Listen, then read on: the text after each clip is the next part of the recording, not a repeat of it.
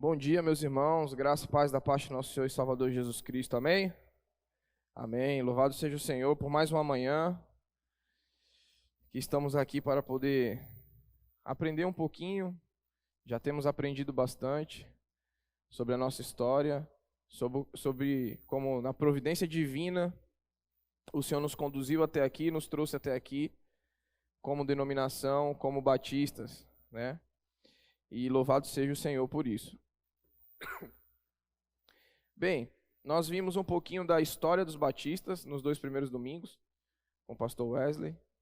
Vimos a forma de governo batista com o Fernando no domingo passado. E hoje nós vamos ver um pouco dos princípios batistas. Tem bastante. Eu separei aqui 244. Brincadeira. O pessoal agora já estava... João, você é uma bênção. Obrigado, hein? 244 princípios. Aí quando eu levantar a cabeça aqui já está vazio. Todo mundo e todos foram para suas casas, né?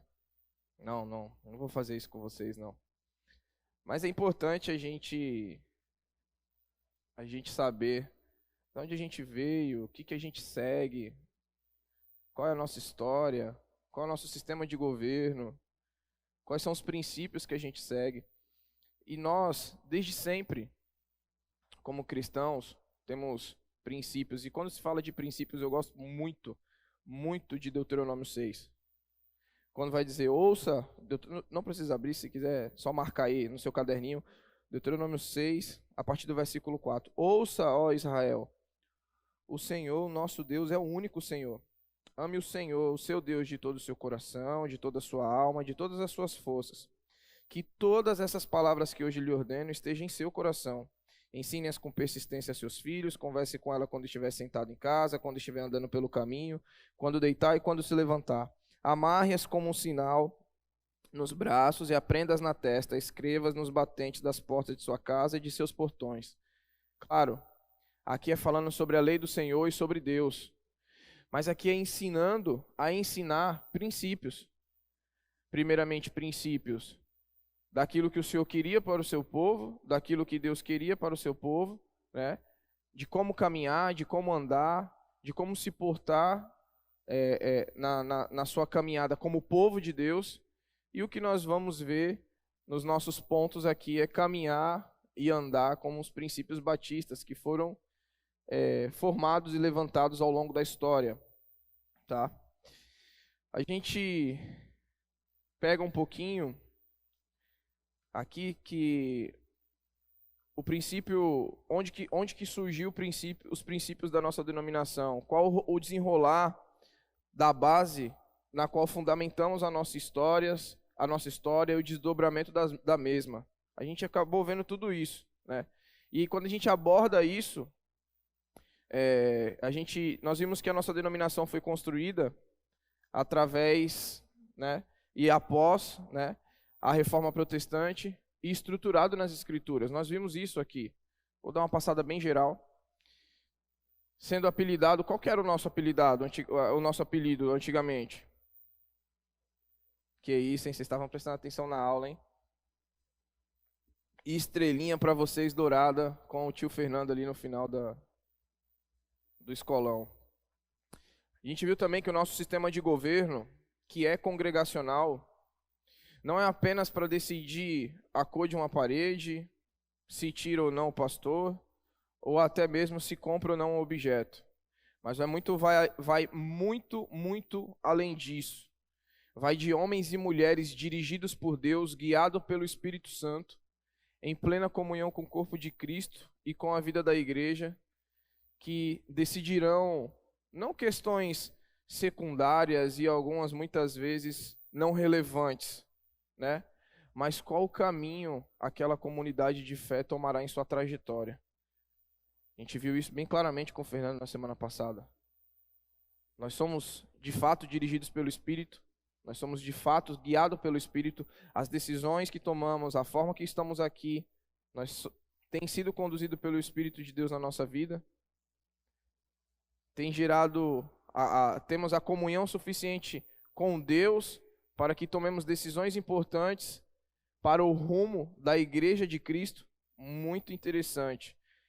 A ênfase em pessoas comprometidas com a palavra e que fazem parte da vida ativa da vida do corpo de Cristo, que é a igreja. Mas muito mais além da gente só aprender sobre a história dos batistas, mas vai como nos portamos como cristãos verdadeiros e genuínos dentro dessa denominação. É interessante que é uma vida piedosa e cativa a palavra, que leva a igreja de Cristo nos trilhos do qual Ele quer que ela seja conduzida. Uma denominação que ela está cativa à palavra, que ela está sujeita à palavra de Deus, ela segue nos trilhos o qual o grande maquinista, o grande condutor, leva a mesma. Quando a gente usa o termo princípios, né, um dos significados a gente tem por início de todas as coisas, né?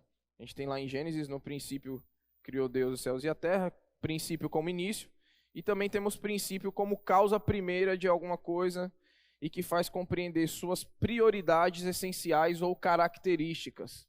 Então, quais são as nossas prioridades essenciais e características como batistas é o que nós vamos ver hoje, é o que nós vamos ver agora.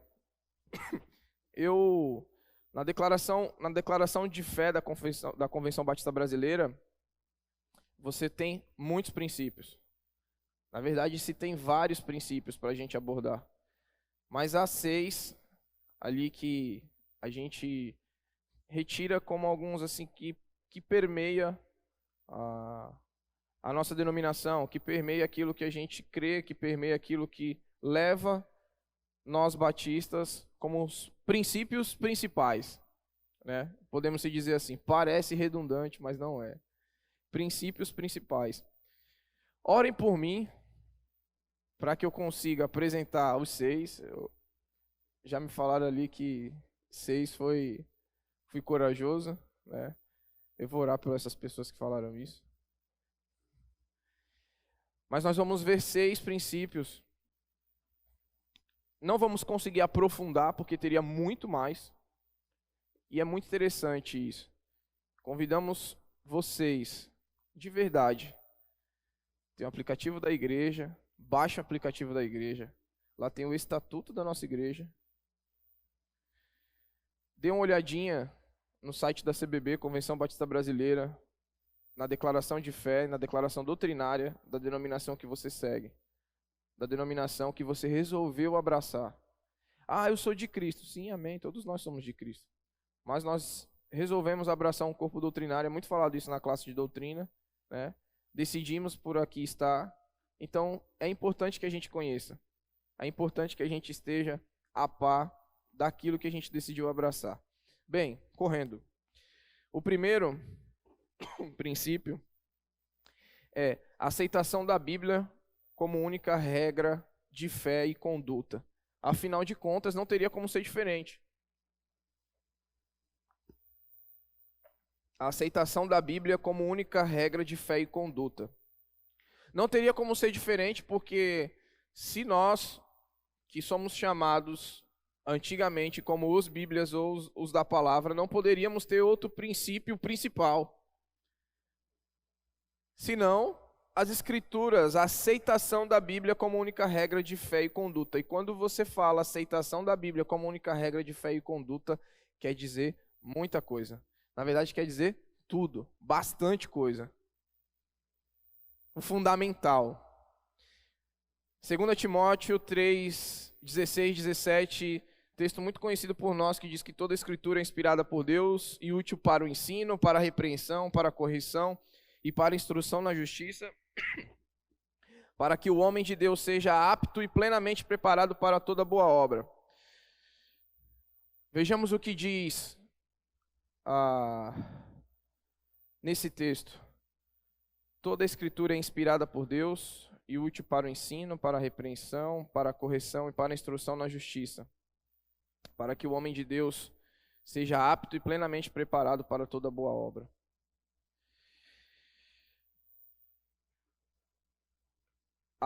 um trecho da convenção, da Confissão de Fé Batista de Londres, de 1689, uma das partes vai dizer assim, sobre as Escrituras, o seu parágrafo primeiro.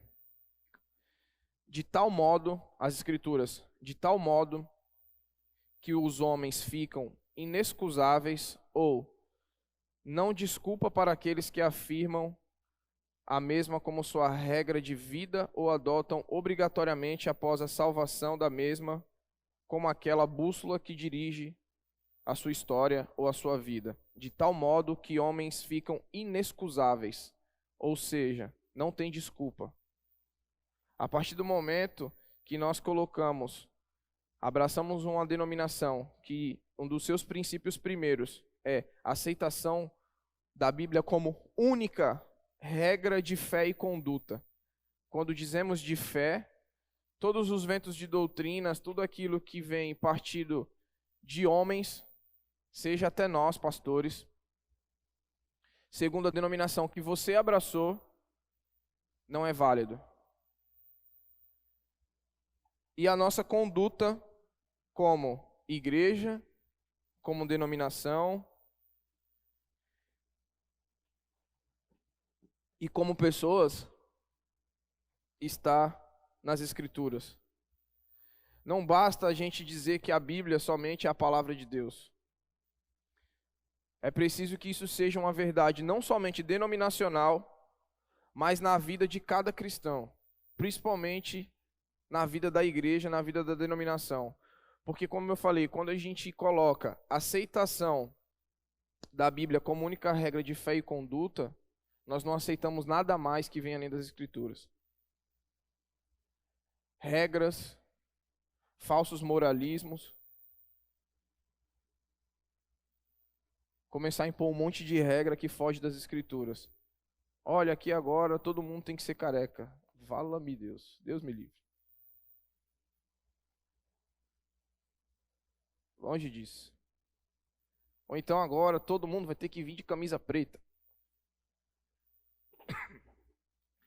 São coisas que colocamos como princípios que parecem bobos, mas que nós que estamos aqui, é por isso que nós precisamos conhecer os nossos princípios, nós precisamos conhecer a nossa declaração de fé, para que a gente saiba do que nós estamos abraçando.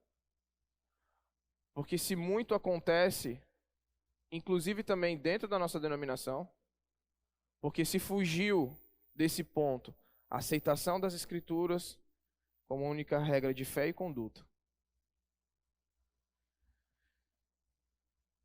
O interessante é que existe grupos e denominações das quais não aceitam ou reconhecem a Bíblia como verdade última. Já viram isso? Presenciaram isso? Às vezes, por isso que eu falo que eu comecei com essa declaração, com esse princípio, porque bato na tecla, ao falarmos que a aceitação é a única da Bíblia como verdade última, se você está conectado com aquilo que o Fernando falou na semana passada, tudo na vida da igreja tem que ser decidido, pautado nas Escrituras.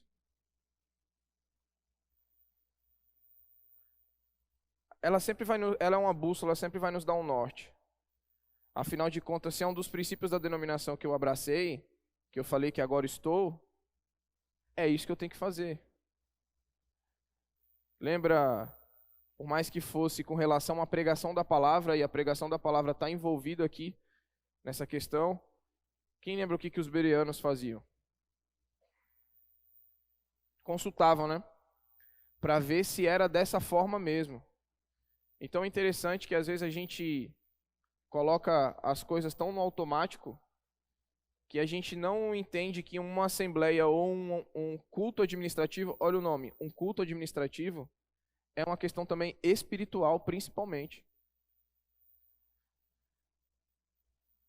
Porque se você não está dirigido pelo Espírito, como foi falado na semana passada, se nós não estivermos dirigidos pelo Espírito, como foi falado na semana passada, cheios do Espírito e pautados nas Escrituras, como que a gente vai decidir algo da vida da igreja, da parte de Deus?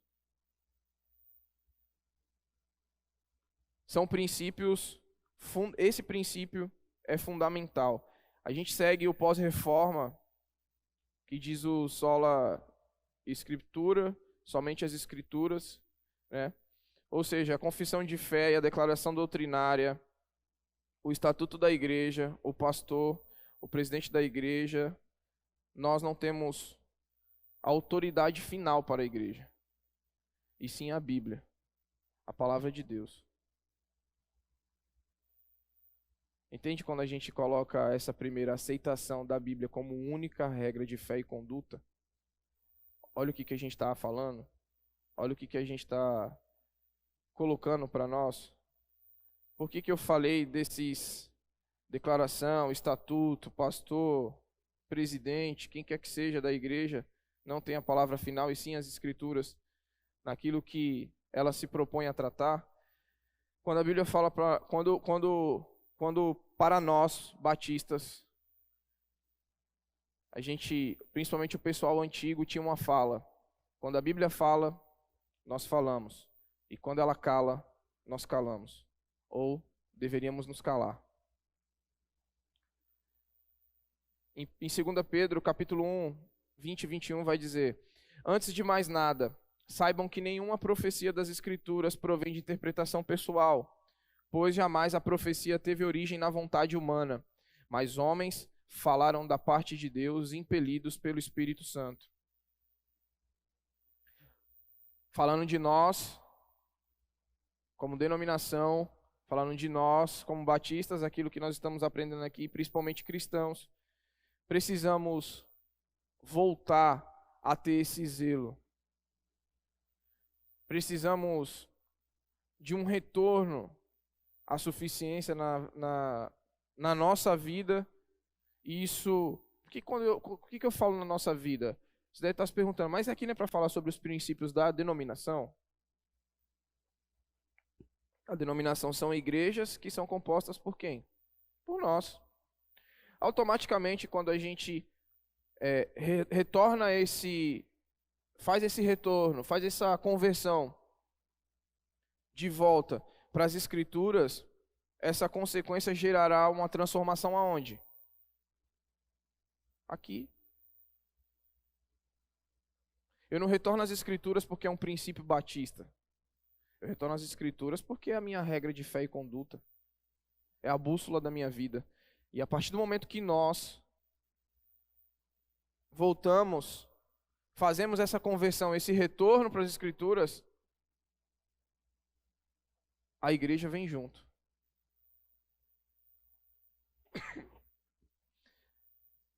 Esse retorno ele não é denominacional apenas. Ele vai muito mais além disso. Porque quando a gente retorna às Escrituras, como a gente pega ela como regra de fé e prática, como a gente conduz a nossa vida através das Escrituras, a denominação voltará a reboque, os seus líderes, membros e assim por dizer. É só a gente se voltar para cá. A gente se volta para cá e consegue ver as coisas caminhando nos trilhos. Então esse princípio é muito... Comecei com ele, pois ele é o mais importante de toda a nossa vida, não denominacional, mas principalmente como cristãos. O segundo é o conceito de igreja como sendo uma comunidade local, democrática e autônoma, formado por pessoas regeneradas e biblicamente batizadas.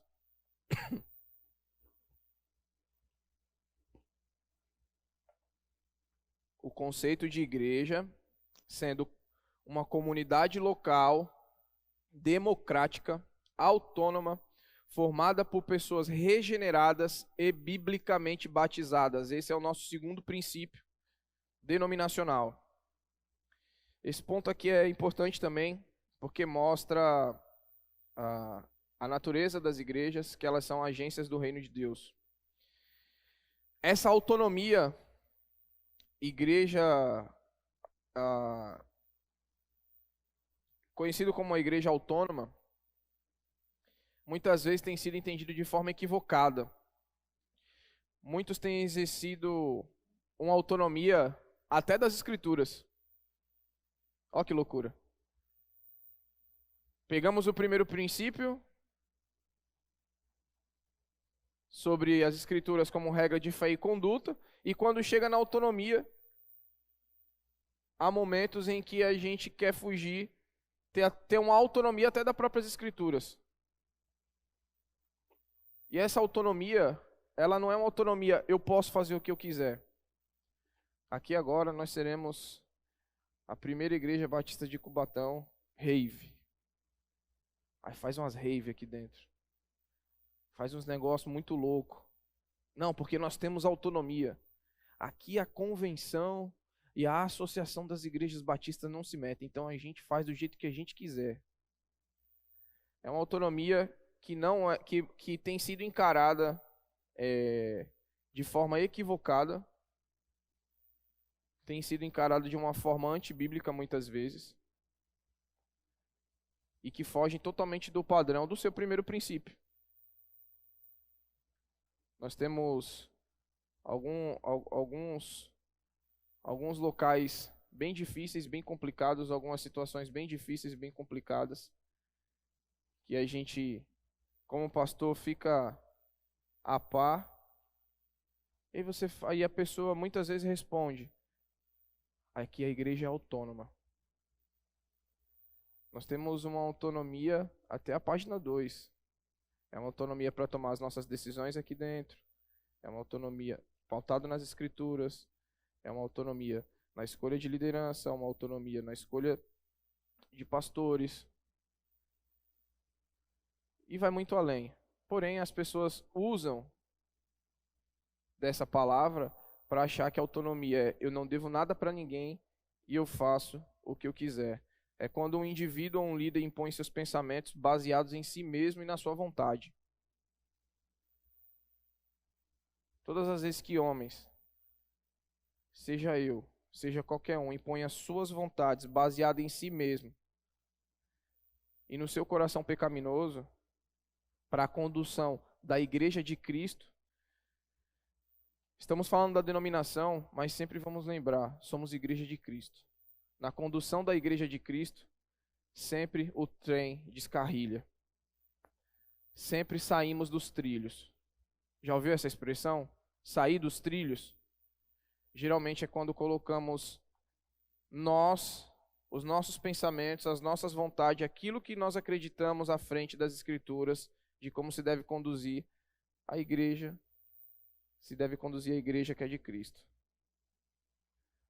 Nós colocamos que ela é local porque ela não é itinerante, ela não é uma igreja cigana, nômade, tem um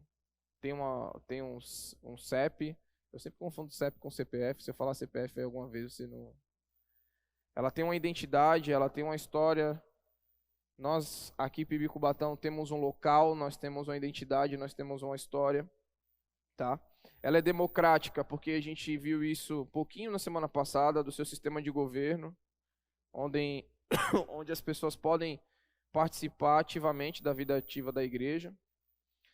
Formada por pessoas regeneradas, ou seja, por salvos que professaram sua fé publicamente em Cristo, biblicamente batizados.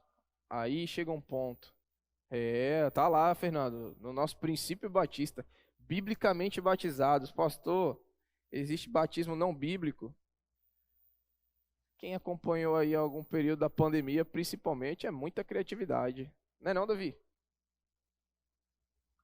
É muita criatividade. Eu biblicamente batizado, o que seria? Não falando que outras denominações não batizam biblicamente, mas como estamos falando exclusivamente da nossa, quando fala biblicamente batizados, é batismo consciente de crentes. Uma dessas partes, ou seja, nós não batizamos bebês, por exemplo, né? Vocês já viram que as crianças, os bebês que vêm aqui à frente, nós apresentamos ao Senhor, mas não o batizamos. Por isso que a gente fala de um batismo consciente, de saber o que está fazendo, de entender o que está fazendo. E nós temos algumas denominações que batizam bebês. e nós não entendemos dessa forma. Por isso que lá no nosso princípio coloca batismo consciente dos crentes, tá? Que é o quê? O batismo por imersão, como vimos o de Jesus em Mateus 3, do 13 ao 17, Marcos 1:9 também vai relatar a forma como Jesus batizava. E aí a gente sempre gosta de enfatizar, tá? Quando nos princípios fala de biblicamente batizados, vai dizer um modelo o qual a gente imita, o modelo o qual a gente segue, que é o modelo que Cristo deixou ali no batismo, no seu próprio batismo.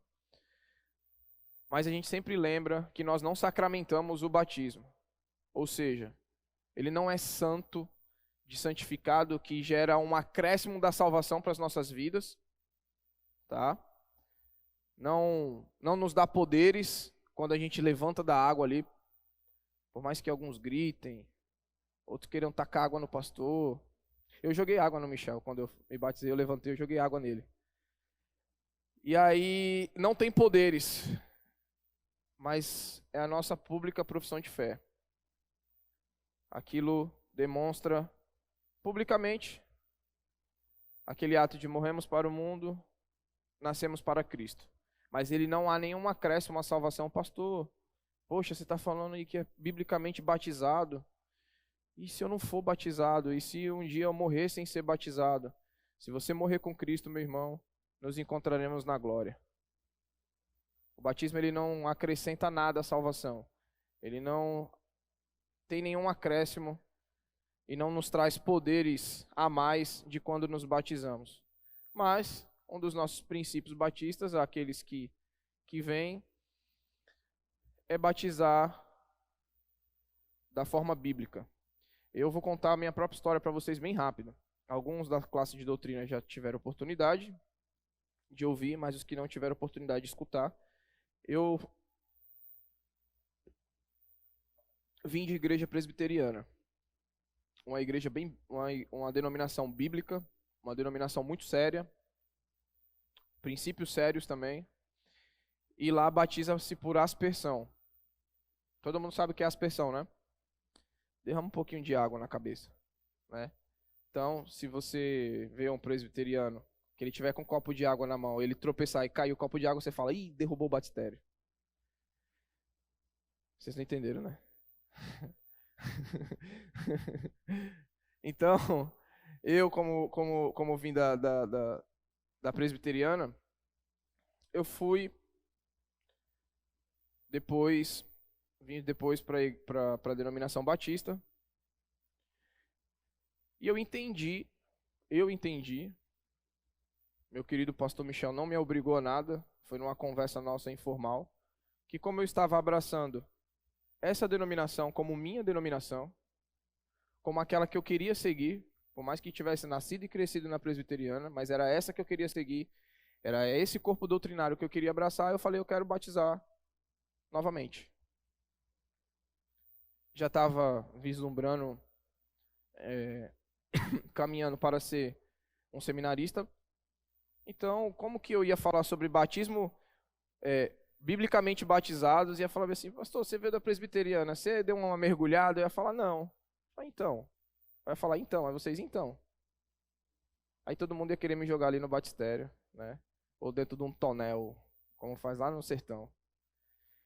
E aí eu entendi dessa forma, eu entendi que eu eu queria batizar de novo porque eu estava abraçando esse corpo doutrinário, porque eu entendi que biblicamente o batismo correto é por imersão.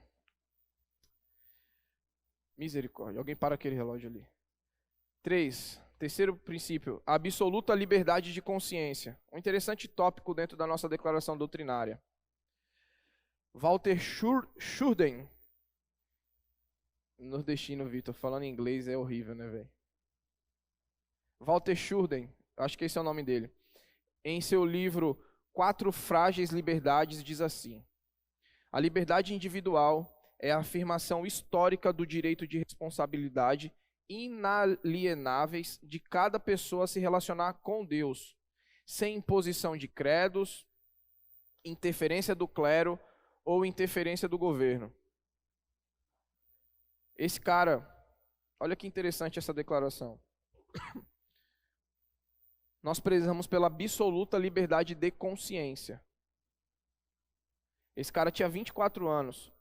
Ele fala que o nosso relacionamento com Deus, sabe o que isso aqui significa? Absoluta liberdade de consciência. Nós, como pastores, não vamos impor para vocês qual é a forma que vocês têm que se relacionar com Deus.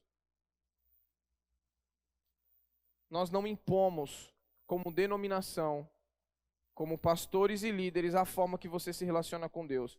É igual, eu não vou falar o nome desse cara, o sobrenome dele não. É igual o Walter aqui falou.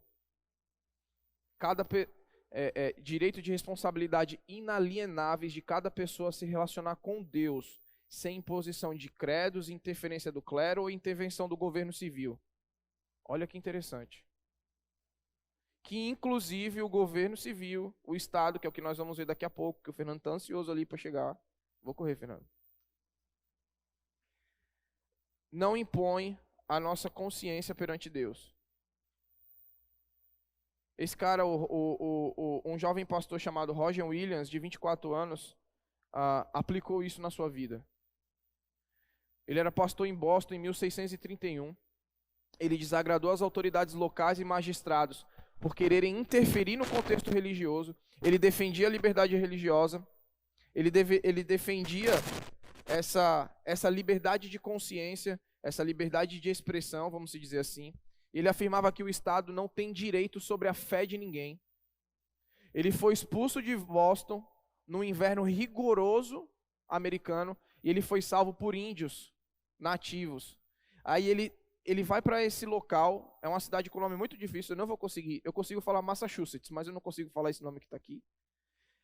Ele funda essa colônia e dali ele cria a primeira igreja batista em solo americano. Ele lutou muito pela liberdade de consciência e pela liberdade religiosa.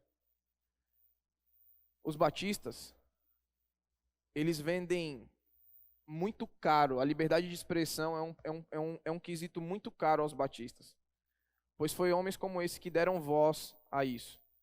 Vocês sabem quem foi, se eu não me engano, tá? Se eu não estiver enganado,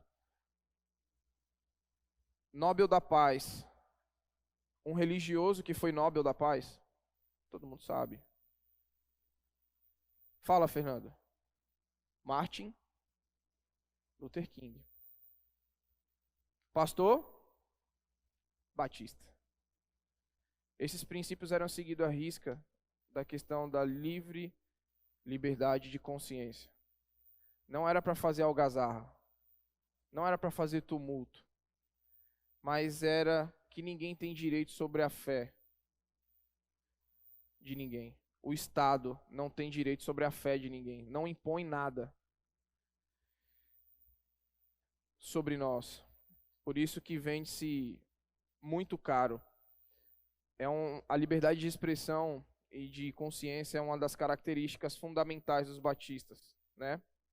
E aí antigamente, o Roger Williams costumava falar uma frase assim: nas pequenas coisas, diversidade, ou seja, de opiniões. Nas questões capitais, unidade. E em todas as coisas, caridade. Nas pequenas coisas, diversidade, ou seja, de opiniões. Nas questões capitais, unidade. E em todas as coisas, caridade. Podemos divergir, e isso é totalmente natural.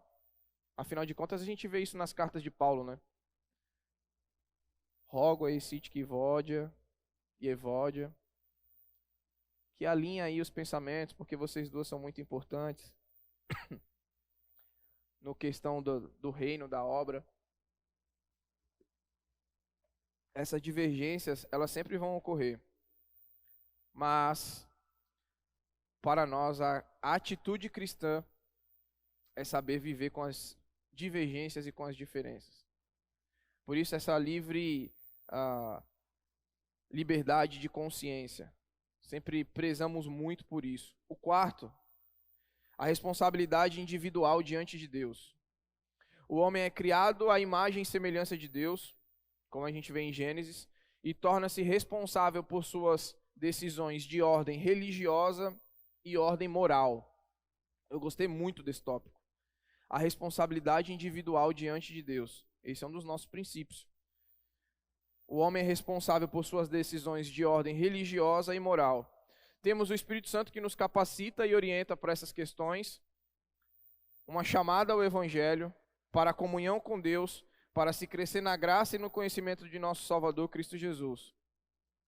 Não há neutralidade nesse quesito. Não há meio do muro. Ou eu sigo, ou eu não sigo. Responsabilidade individual de Deus. Cada um aqui de nós somos responsáveis individualmente perante Deus. Somos responsáveis por assim aprender sobre as verdades de Deus reveladas em sua palavra, ensinar a outros e vivenciar tais verdades. Cada cristão, cada um de nós, eu e vocês, somos responsáveis perante a Deus no que diz respeito a decisões de ordem moral e religiosa.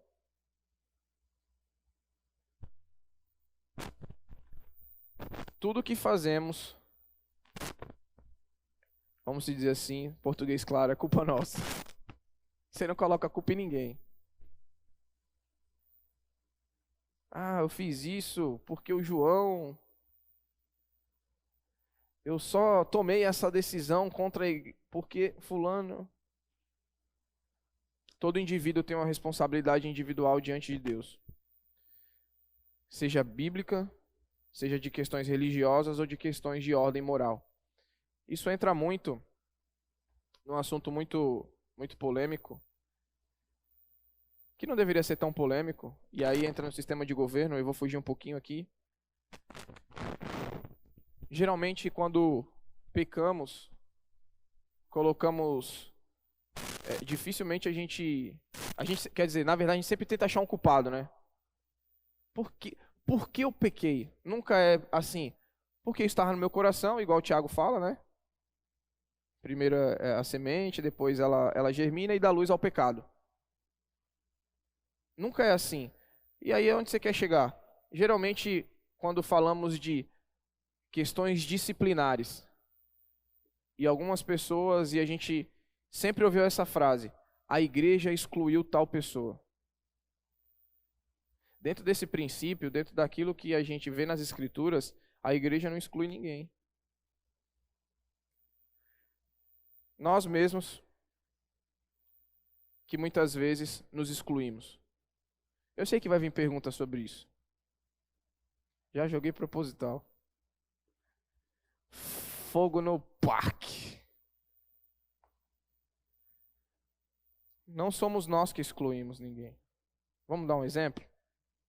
Olha a responsabilidade individual. Suponhamos que eu sou um fofoqueiro. Todo mundo pensou que eu ia dar o exemplo do adultério, né? Fofoqueiro também merece disciplina, tá, gente? Tem um capítulo inteiro na Bíblia sobre a língua. Sempre importante ressaltar isso.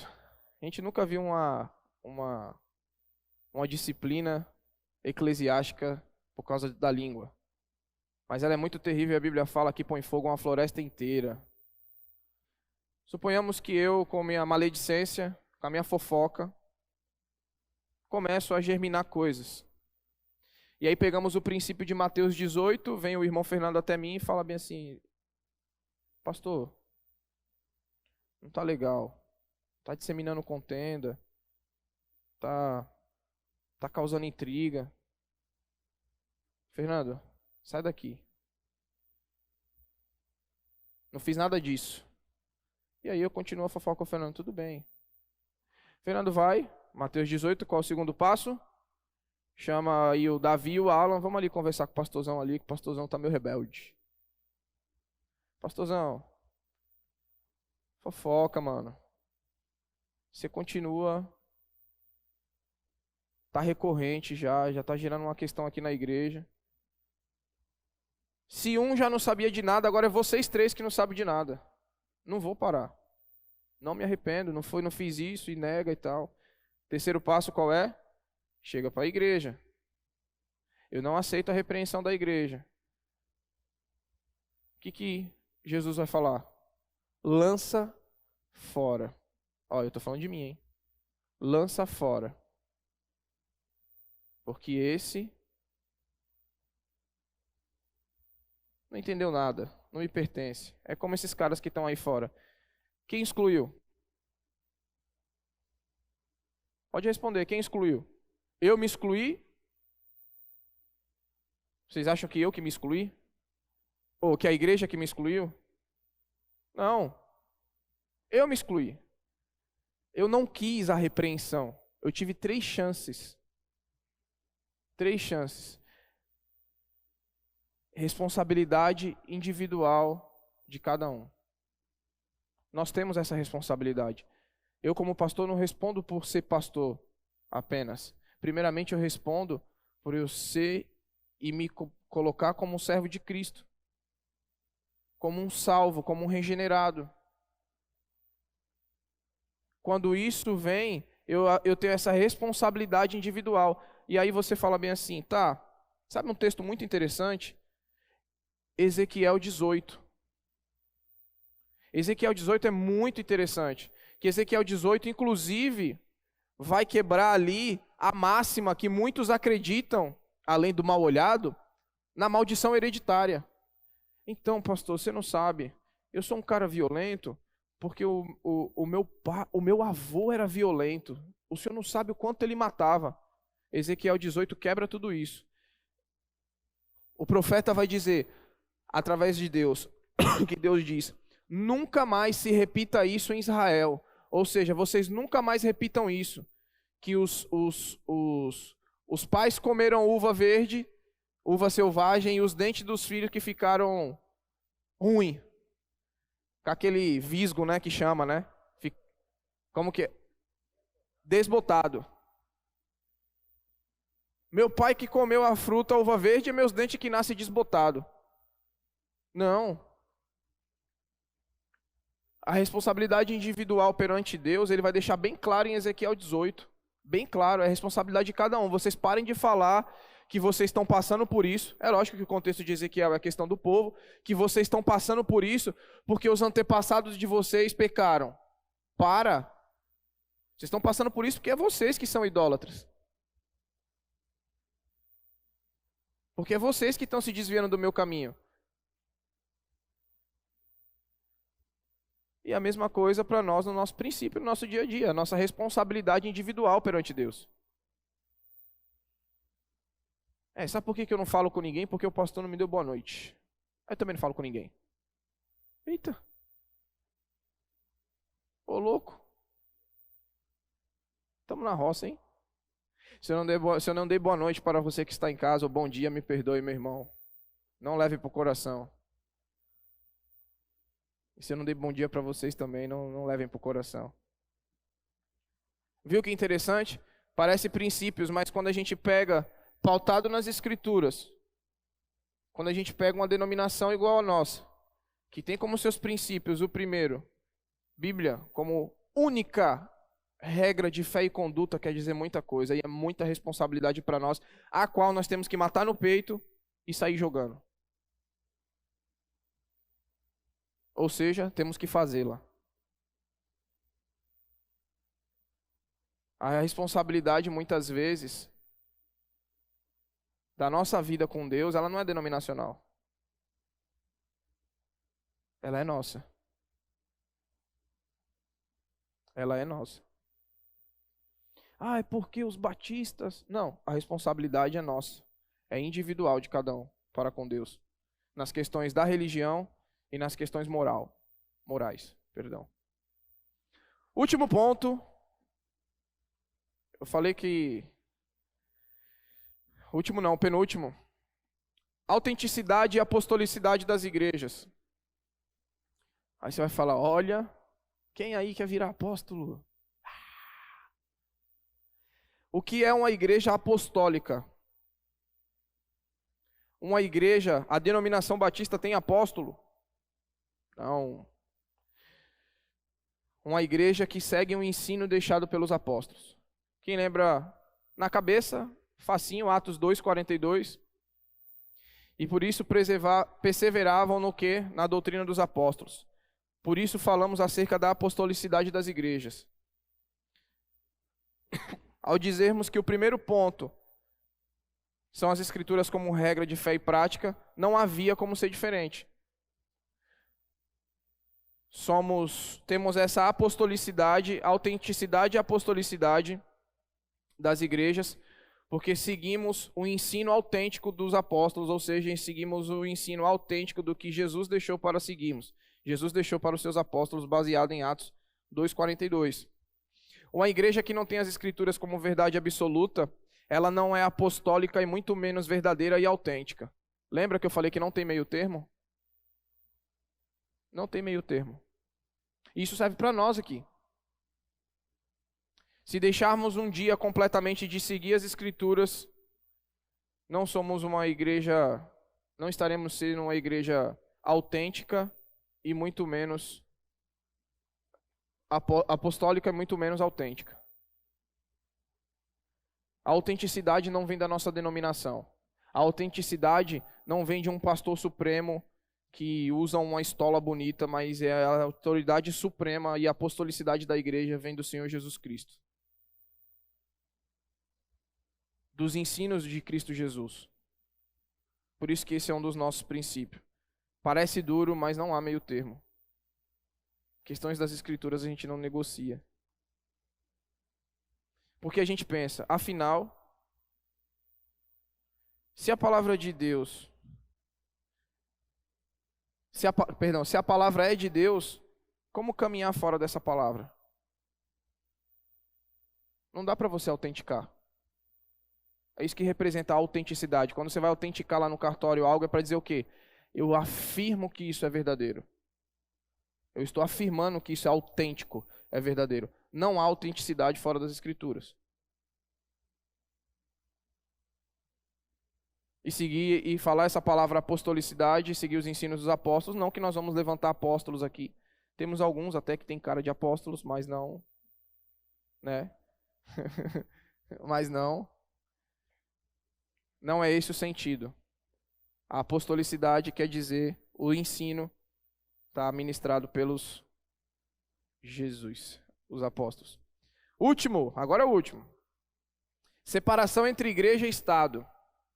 Ao mostrar aos fariseus acerca do tributo romano, ali em Mateus 22, 15 a 22, lembra?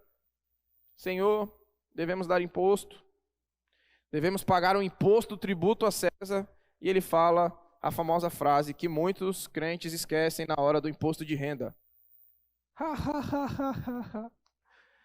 Dai a César o que é de César e dai a Deus o que é de Deus. Os tributos e impostos eram muito mais caros, muito mais altos do que o que nós pagamos hoje. E mesmo assim, Jesus dá essa ordem. Parece até que Jesus sabia de alguma coisa, né? E ele deixa claro ali também, evidente, que há uma separação entre igreja e Estado, por mais que oficialmente a igreja ainda não se tivesse formado. Mas ele já dá a ideia, ele já dá o princípio.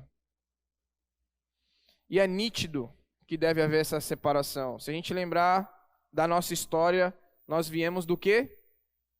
Quem lembra das primeiras aulas? Da onde nós viemos? Olha aí. Separatistas. Porque era o quê? Separado da monarquia. Separado do Estado. Certo? Não só nas questões da Igreja Católica, mas principalmente da monarquia. Sempre foi uma característica nossa essa separação entre igreja e Estado. Sempre houve essa distinção em nossa raiz. A gente nunca nos submetemos à intromissão do Estado nas questões religiosas. Se vocês lembrarem como Henrique VIII funda o anglicanismo, foi porque ele queria fazer o quê? Eu quero criar aqui um negócio aqui para mim. Quero dar um jeito aqui numa norma. E nós, na nossa essência, nunca aceitamos essa intromissão do Estado nas questões da igreja, nas questões religiosas. Aí você fala, agora eu se consagro. Também agora eu vou chutar o Estado. Não. Cumprimos nosso dever como cidadão. Porém, quando o Estado fere ou se intromete em questões bíblicas, nós respondemos igual a Lutero. O que Lutero respondeu quando ele foi questionado pelo papado?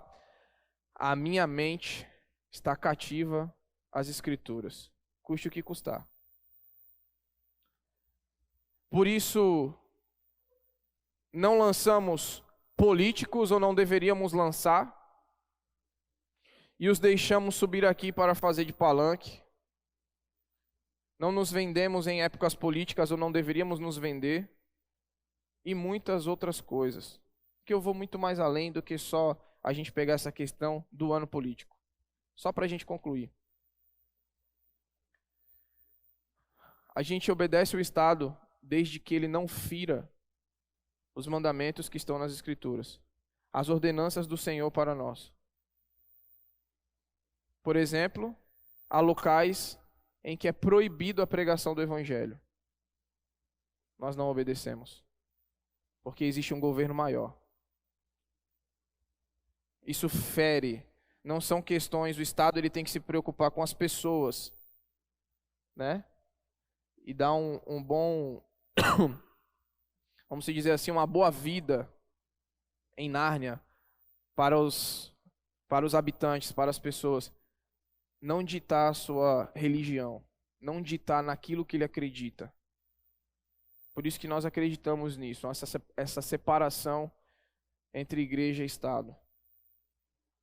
Quando o Estado chega e fala que não haverá mais família, ou então que o seu filho vai poder escolher o gênero dele, ou então quando diz que você de goela abaixo, você não pode corrigir o seu filho, quando as Escrituras diz que você tem que corrigir, o Estado não tem direito de fazer isso. Esse não é o papel do Estado. Por isso que nós separamos. Aí eu fico pensando assim, eu olho pro Lorenzo e pro Leonardo, 350 milhões de watts por hora. Eu falo, se eu não corrigir, eu faço como? Vou morrer. Vão me amarrar. Que Provérbios vai dizer que a criança entregue a si mesmo é a vergonha dos seus pais?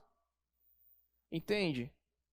E muitas vezes nós como igreja, nós como denominação, estamos nos deixando esse princípio de lado. Estamos deixando o Estado se infiltrar nas nossas igrejas sorrateiramente, o que não é o papel. Essa separação. Governo e Estado. Igreja e Estado, perdão. Tem que acontecer aqui.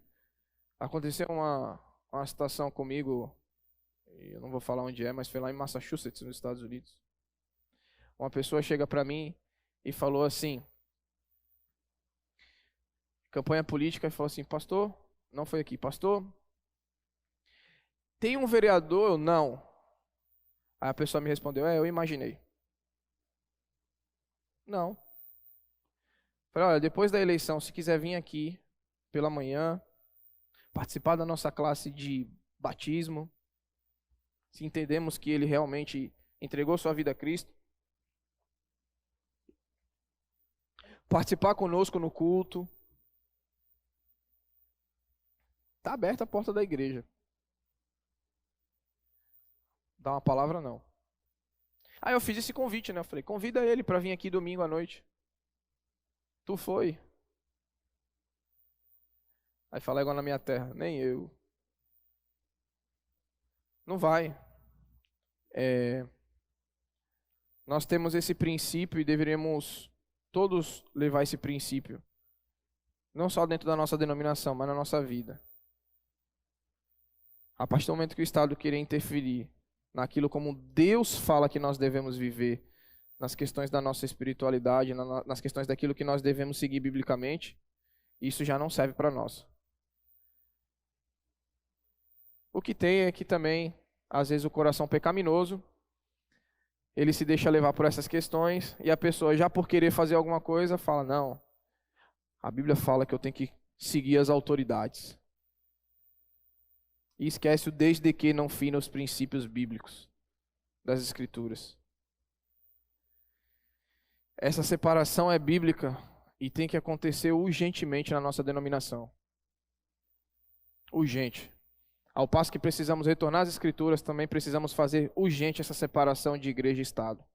Urgente. Bem, meus irmãos, tentei correr ao máximo aqui, me perdoem se ficou muito longo. Cadê o Alan? Alan? Chegamos aqui ao fim, espero que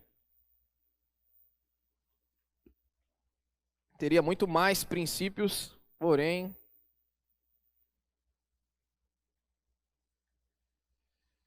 Muito bom. Muito bom dia. Bom dia. Vamos àquele momento de perguntas e respostas. Aí eu vou fazer a pergunta. Alguém aqui tem alguma dúvida? Tome mais? Obrigado. Benção, que não tem pergunta. Alguém tem alguma pergunta, seja no chat que eu estou acompanhando aqui, seja aqui presencialmente? Depois de ver todos esses princípios, todo mundo dominou tudo, sabe tudo? Acho que ninguém entendeu nada. Ou ninguém entendeu nada? Deixa eu ver. Era a máxima do seminário. Ou vocês entenderam tudo, ou vocês não entenderam nada. Tá todo mundo tranquilo? No chat não tem nada? Então, não era para a irmã levantar a mão. Tá ok. Então, já tá aí, né, irmã Meire?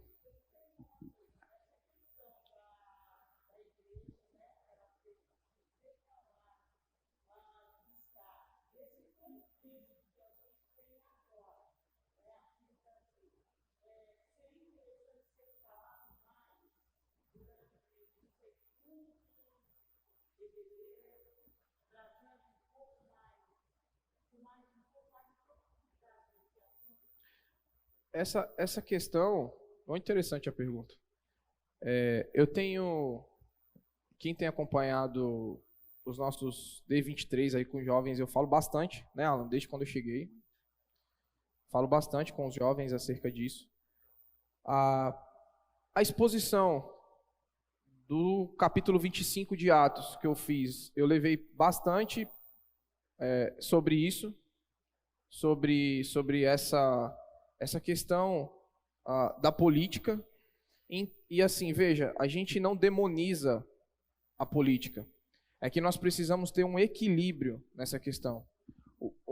Até onde é o nosso dever civil e até onde o Estado está se aproveitando desse dever civil para poder querer adentrar dentro da igreja. Entende? A gente vê muitas questões acerca disso, do Estado querendo, igual eu falei, por exemplo, da correção de filhos, e todo mundo lembra que iria sair a lei da palmada, né? Não é o Estado que define isso. Somos nós. Então, se eu entendi a pergunta que a senhora está fazendo, da gente abordar com mais profundidade a questão da política na vida da igreja, a gente pode fazer um café, um bate-papo, mas, por exemplo, nós entendemos que o momento de culto, o momento de culto, eu estava até conversando isso com uma pessoa, o momento que nós vemos aqui é para cultuar Cristo. É para louvar. A gente pega os 3 princípios dos fundamentos do culto: louvor ao Senhor, oração e exposição das Escrituras. Mas a gente como igreja pode fazer um simpósio?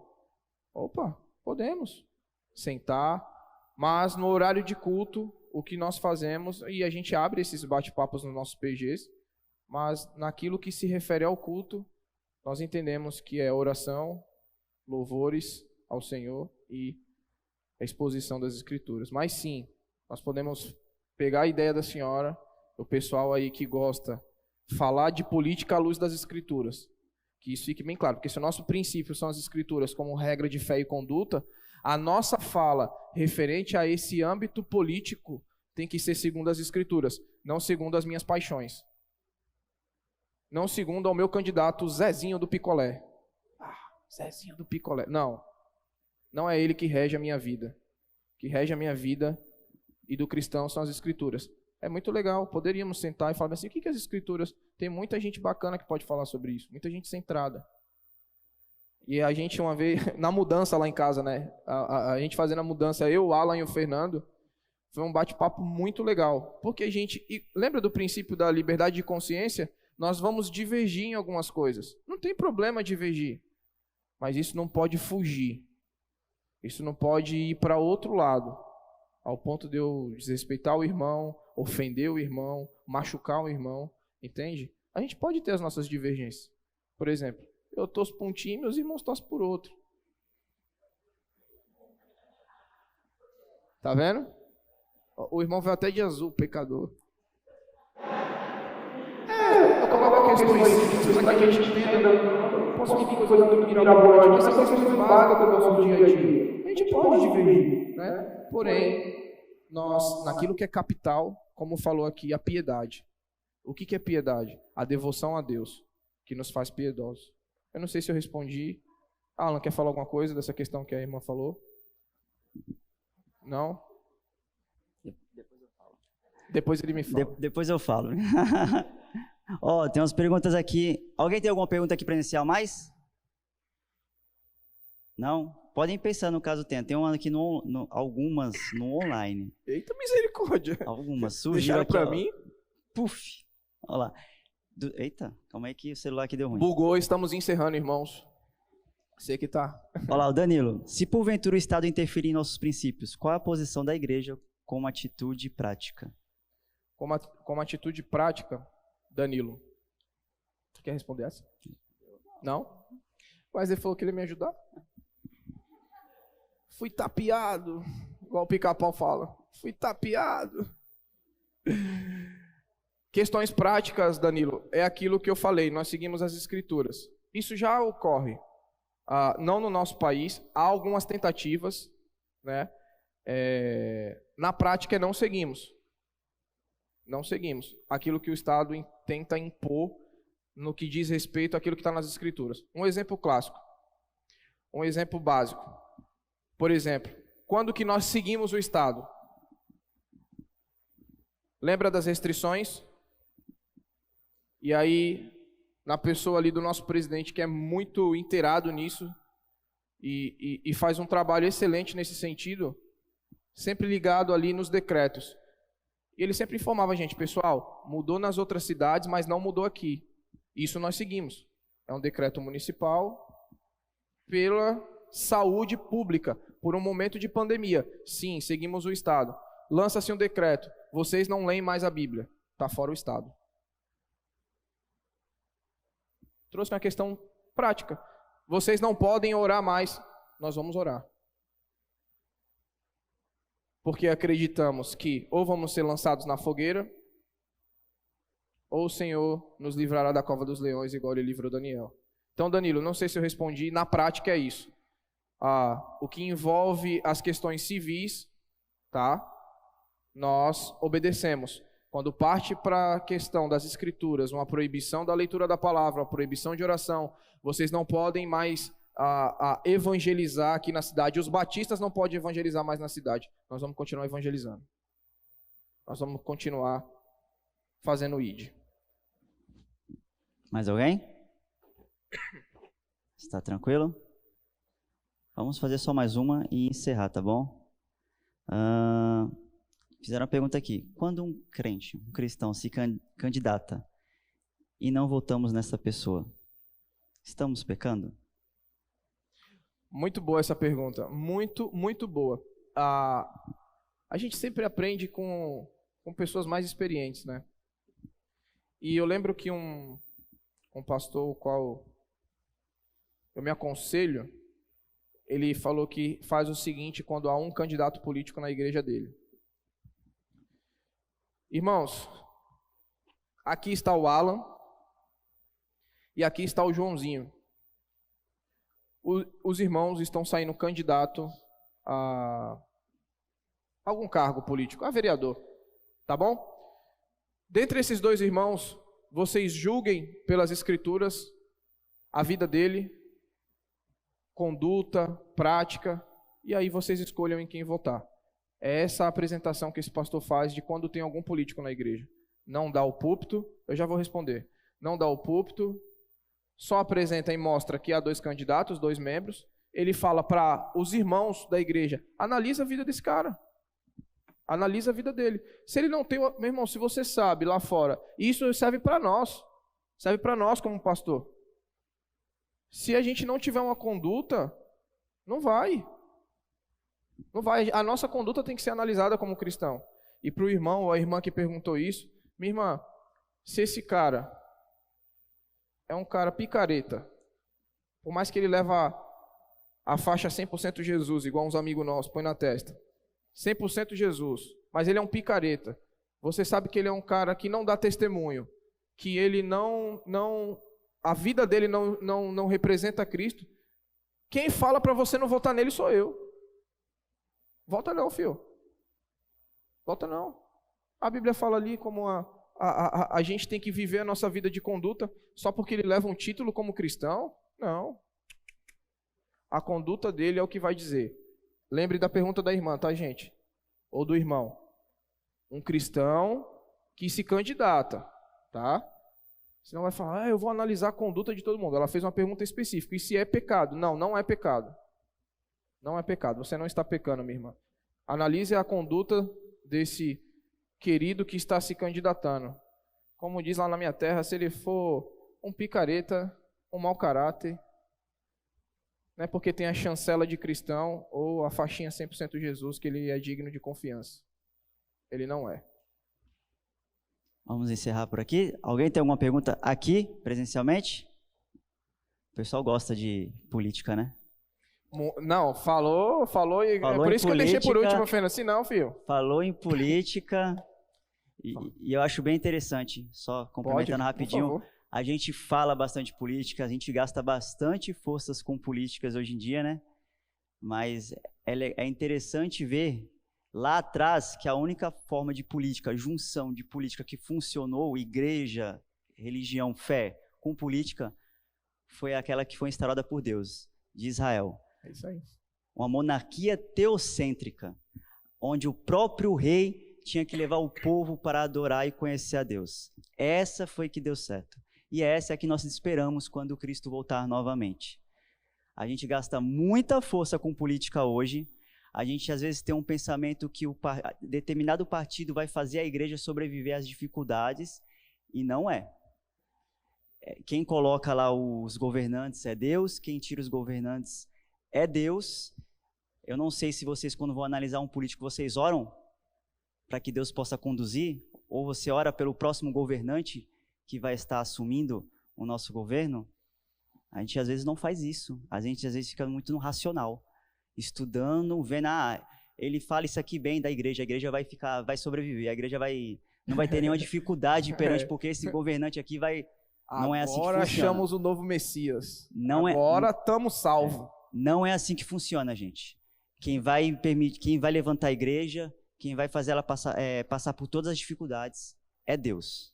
Apenas Deus. Tudo bem? Quer saber sobre política, irmão aí que está online, você que está aqui online, biblicamente? Como que os reis e os líderes se portam? Leia os 2 livros dos reis e depois vocês me falam. Só um spoiler, todo o versículo 4, da maioria aí, fulano fez o que o Senhor reprovava e por isso, tal. Quer saber de política? O que o coração do homem, o que governantes fazem? Dá uma lida no livro dos reis, você vai ver que um ou outro se salva ali. O resto, meu filho. É isso aí, então vamos orar para finalizar? Senhor Deus, muito obrigado por este momento, Senhor. Estamos aqui encerrando o nosso escolão, um momento maravilhoso que o Senhor nos proporcionou e nos permitiu ter, Senhor. Que possamos crescer juntos como igreja, que possamos estar aprendendo cada vez mais de Ti. Te louvo, Senhor, e agradeço por cada um que esteve aqui falando da Tua palavra, dando esse estudo aqui, para conhecermos o nosso passado como batistas. Agradeço pela vida do pastor Wesley, pela vida do Fernando, pela vida do pastor Gil. Louvado seja o Teu nome pela vida deles, Senhor. Que o Senhor possa usá-los cada vez mais. E agradeço pela vida de cada um que está aqui também, Senhor, pela vida de quem está assistindo em casa. Que possamos não apenas assistir e ter apenas um conhecimento, mas que consigamos colocar isso em prática. que consigamos entender nosso passado para não repetir os mesmos erros daqueles que nos antecederam. Por favor, Senhor, nos capacita para isso, que Teu Espírito Santo possa estar sobre nós, nos dando sabedoria, capacitação e nos direcionando de acordo com a Tua vontade. Que tudo o que formos fazer, as decisões que viemos ter que tomar como igreja, dentro de nossas casas, no trabalho, na escola, em qualquer lugar, as nossas decisões estejam debaixo da Tua soberana vontade, daquilo que é a autoridade em nossas vidas, que é a Tua Escritura sagrada, a Bíblia. Nos ajuda, Senhor. Te agradeço por esse momento, te agradeço pela IBD que começa a semana que vem, e que esse semestre, todos os estudos, tudo que formos aprender, o nosso intuito seja para que cresçamos na Tua palavra, que cresçamos como cristãos, que cresçamos como Tua igreja, para que façamos o nosso trabalho no Teu reino. Nos ajuda, Senhor, nesse processo. Essa é a minha oração, no Teu santo nome que eu oro. Amém.